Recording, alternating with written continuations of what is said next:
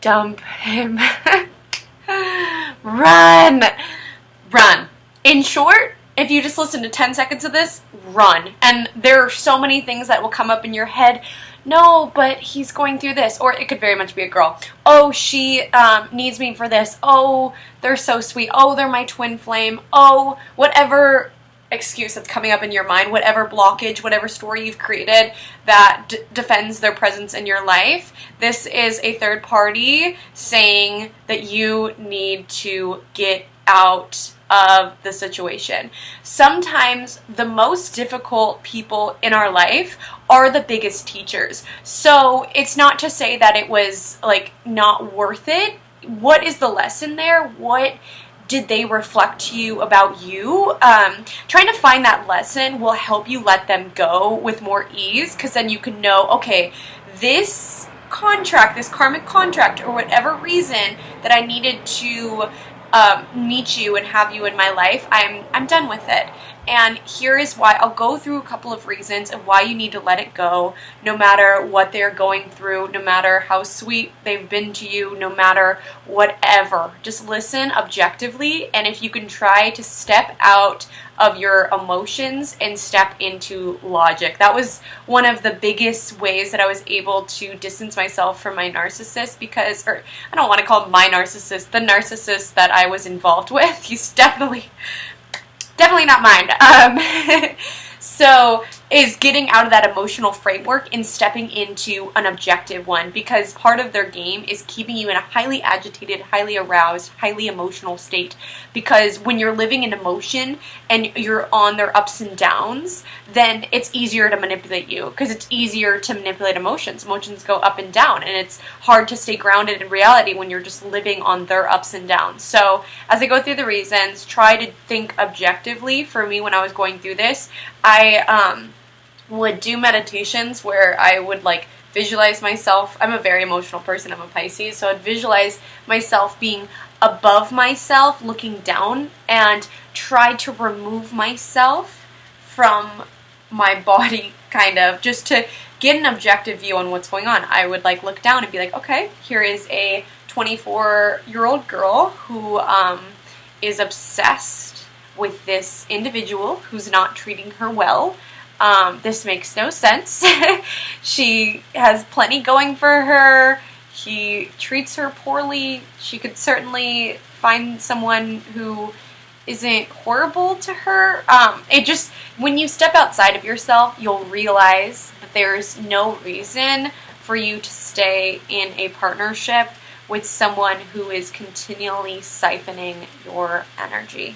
And look at the actions rather than the words. Words are romantic, words can sweep you away, and part of these individuals' games, narcissists, energy vampires, part of their games is to sweep you away, to be super sweet to you, to tell you everything you want to hear, to be your soulmate, to pretend to be your soulmate. That's why so many people that I talk to who are in this sort of situation, you know, there's all this twin flame rhetoric, and I'm not bashing that by any means. I just mean it's a dangerous path to go down, to think that just one person is your soulmate or everything, especially when these individuals tend to be master manipulators who have studied you either through social media or just knowing or just seeing you, who have studied you to try to mirror, to be exactly what you are and what you want. So if it seems too good to be true at the beginning, it probably is. That's why I would recommend in any future partnership, like, go very slow. Typically these individuals' game is to go very, very fast and to mirror to you exactly what they think that you want. So you probably have all these sweet, like, memories in your mind of those beginning times of, it's called love bombing, when they just shower you with so much love and so much affection. You'll feel really special. But then after the love bombing comes the discard phase, where they treat you like you're nothing and like you're shit, to say bluntly. But you'll have all these memories of all these sweet words and all these things. Don't put any value in words. Put all the value in actions. How have they treated you? You can do the meditation that I talked about, where you look down at yourself and just see the situation really objectively. Try to get out of your own head and your own emotions about it. You can also, I mean, I'm sure, in my experience, my friends did not like this individual, because I would tell them when I was upset, like, oh yeah, he blew me off again, or, oh yeah, he totally left me hanging, or, oh yeah, whatever. And they're like, what? Because your friends love you and they want the best for you, and they're outside of you. So they have that objective look at it, like, girl, what are you doing? Like, without emotion. So I would recommend, like, talking it over with a friend, or even just getting a camera and talking, like, telling the entire story of meeting this individual and all of those, like, key moments in your time with them that stand out in your mind, and then listen to it back and try to get out of your body and listen to it and be like, if this was a friend coming to me, would I support them continuing with this partnership? Like, would I support it? And getting out of third party, just getting out of your emotions, as I said, will be a really, really crucial part of this. And another reason why you need to run, no matter how much you think you're saving them, you're not. People don't get saved unless they want to be saved. And truly, it's all up to us. Like, healers, we, the narcissist energy vampires tend to target the empathic healer type. And it's not even that we heal people. We hold space for people to heal themselves. The healing journey and saving journey really comes from within. And when we latch up with these individuals, if you've heard of the drama triangle, so there's 3 roles that we play sometimes in drama relationships, or kind of like finite roles. And that would be the persecutor, the victim, and the rescuer. And typically, narcissist energy vampires, how we mingle with them is they play the role of the victim, and we play the role of the rescuer. I mean, they kind of go from victim to persecutor, but we tend to be the one of the rescuer, and we're like, oh, I gotta save this person, I gotta save this person. Then we get frustrated when they're not doing anything for us, and then we play the victim. So it just keeps us in these, like, roles that are not helping our growth at all. It's not helpful to be the rescuer role and feel like other people's problems are your own, because they're not. It'll just siphon your energy away from you if you constantly feel like you have to save this individual, especially when you find that they will not get better. They won't change. They'll have every word in the book. They'll have letters. They'll have texts. Oh, I'm going to change this time. They won't. People do not change. Stop looking at the potential and look at the individual who is standing in front of you. People don't change unless they want to. It's got to come from within, and you're just going to let go of all your energy just trying to pour and pour and pour into this individual. In fact, the more that you play the rescuer role, the more you keep them the victim, because that's how you set up how you guys interchange, how you guys interact is in this rescuer victim mentality. So if they do get better, your relationship would likely dissolve because you created it in this all rescue you, and that's just how you guys have learned to interact with one another. So be wary of that, and you need to get out of that for any kind of true spiritual growth, because that's not living from the soul. When you're trying to rescue someone, that tends to come from ego, like, oh, I've got to do this because da-da-da.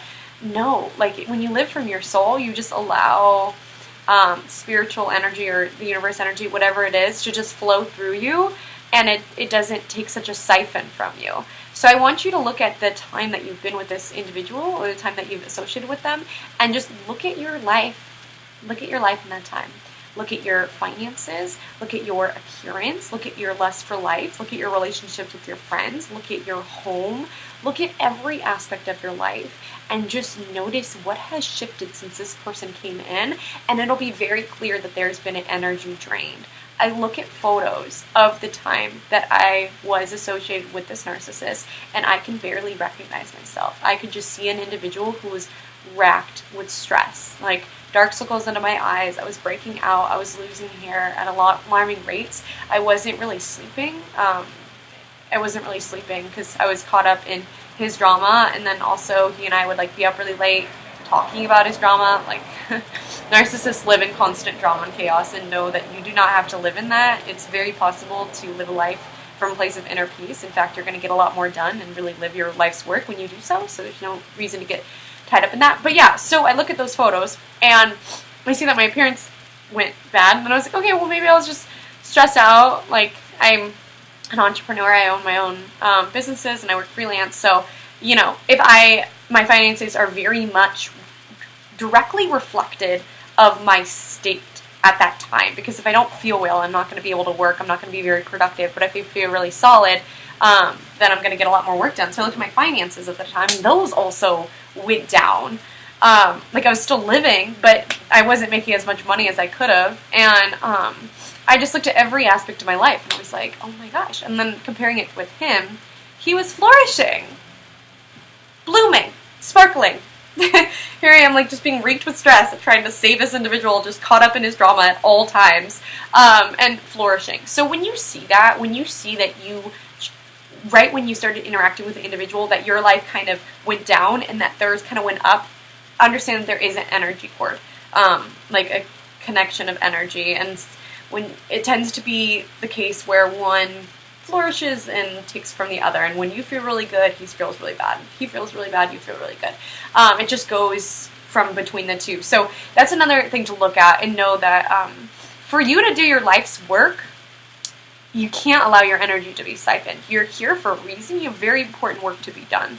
And if they targeted you, whoever's watching this, I would assume that you are an empathetic, caring person, or perhaps you're a leader in some way. You might be really beautiful. They tend to target people who they perceive as special or dignified in some way. So clearly you have stuff going for you. They wouldn't like target you if not. So for you to be able to go do that work and do what you are here to do and help people, you need to cut the cord. You need to let it go, because there's things that you can do. And for me, I just feel like love should be the rock in which everything else blooms from. It should not be what's so unstable that you're not able to get things done. Like, I'm an entrepreneur. Like, I need someone who is stable and is there to support me so I can go out and do what I need to do, rather than staying at home all the time, just fighting and fighting and fighting in these drama circles and wondering and just constantly sucked in this loop of never-ending drama. It's just not productive. It's not productive. You have things that you're here to do.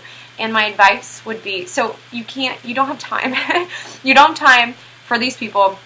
They're taking energy for you. And my advice for you is set goals for yourself. Go after them.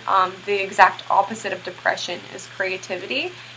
When you're creating, you're birthing things into the world, and it'll help you get over this individual. Because I'll be completely honest, getting rid of them is going to be a very painful process. You're going to feel a void within you, because this individual was basically like a snort of cocaine. Because as I mentioned before, they're very good manipulators, so they likely were very, very good to you at some times. It was just helpful to their game.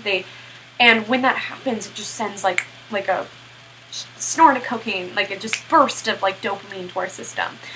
So then it keeps us hooked. So it's like our drug. And then what's so unfortunate about toxic relationships is that we get super addicted to those highs, and every other aspect of our life feels depleted or pointless in comparison. And so our life just becomes that. So without that, things are gonna feel really dim. Really prop yourself up. Really take care of yourself. Goals for me have truly been like a lifesaver. Goals and God. I mean, I believe in God. If you believe in the universe or whatever it is, just knowing that something's there and supporting me and helping me with my life's work, and opening myself up to that has been really healing, as well as for me, it's like writing, it's astrology, it's the things that I love. Because when you invest in the things that you love and your goals, it's something that no one can take from you, is your own passions and your own goals. So try your best to redirect the energy. Just let it move through you. Know you're going to be really sad. You're going to doubt yourself. But it's worth it. You're worth it. Your dreams are worth it. Your vision's worth it. Your life's worth is worth it. Take what you've learned. Even I had a prayer, what I just said, thank you so much for putting this individual into my life so I can fight for my life and know what I'm worth and know what my energy is and withdraw from the situation.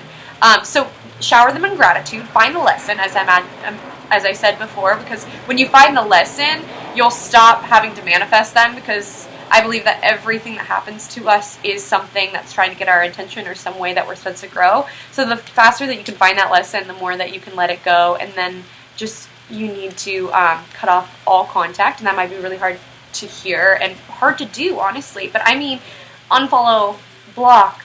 Honestly, they will try every trick in the book to get you back. Don't listen to any of their words. As I said, words, not action, logic, not emotion. You need to step out of that role, or else you'll be on this roller coaster. And as I said, nothing real is built on a roller coaster, and you, my friend, are here to build real things. Like, stepping out of that, don't allow them to even run their game on you. So block them, like create whatever barrier you can so they cannot reach you, and they will get very, very creative. I blocked the narcissist that I was involved with on all of my personal platforms, but then he found the accounts. I do freelance social media marketing. He found the accounts that I freelance for and started reaching out to me there. So no, they are tricky, they're manipulators. I mean, like, that's so inappropriate, but they will do whatever they want. Like, you were their supply. They were feeding off of your energy. So when you don't, they're like starving. They need their next fix. So they're gonna try everything. So it's easier on you to just not even create the space where they can reach you. Just let it go. You'll doubt yourself. You'll say, oh my gosh, but he needs me, she needs me. I was helping them, they're my twin flame. No, if it is having a negative impact on your life, your energy, your connection with source, anything in your, if you're watching this video, you're probably doing what I did, which was obsessively source content on the internet, just being like, what the frickety is happening to me? Am I crazy? What's going on? And know that that's not normal behavior. It's not normal to Google the person you're dating and ask, is this worth it? Or is this normal? And to just, it's taking energy from you to constantly be wondering. It's mental anguish. You just need to cut it out, learn the lesson, cut it out, block them, say goodbye. You are worth more than that. You know that. Love is not roller coaster highs and lows. Love is just a genuine appreciation for someone. So let them go, my friends. If you clicked on this and you listened to the 17-minute ramble, I implore you that the moment that you're able to disconnect from that energy cord and redirect that energy into your life, it will flourish. I'm telling you, it'll be hard at first. Lean on your goals. Lean on those around you. Lean on whatever spiritual support system you have. You will get better. Life will return its colors. No, you are not crazy. If like finding resources online is helpful, it was very helpful for me. That's why I sat down to make this video, because I was like, okay, honestly, I think I've watched every single YouTube video on narcissism on YouTube. I should probably just say my own, just because these individuals have helped me so much. So I just felt like if this video helps one person, then I've done my work, and then that's that. But have a beautiful day. We don't date energy vampires or narcissists around here. We attract people who are on our same vibrational wavelength, so we can go do our life's work, create joy and light into the world, because it needs it. The more that we save that into these dark cycles that we're in, the more just toxicity we're putting into this world, and this world does not need any more toxicity. Hell no. And that's probably why they picked you, is because you're probably a light worker and empathetic and caring and da-da-da, and they want to dim your glow. Do not allow them. Anyways, have a beautiful, beautiful day, my friends.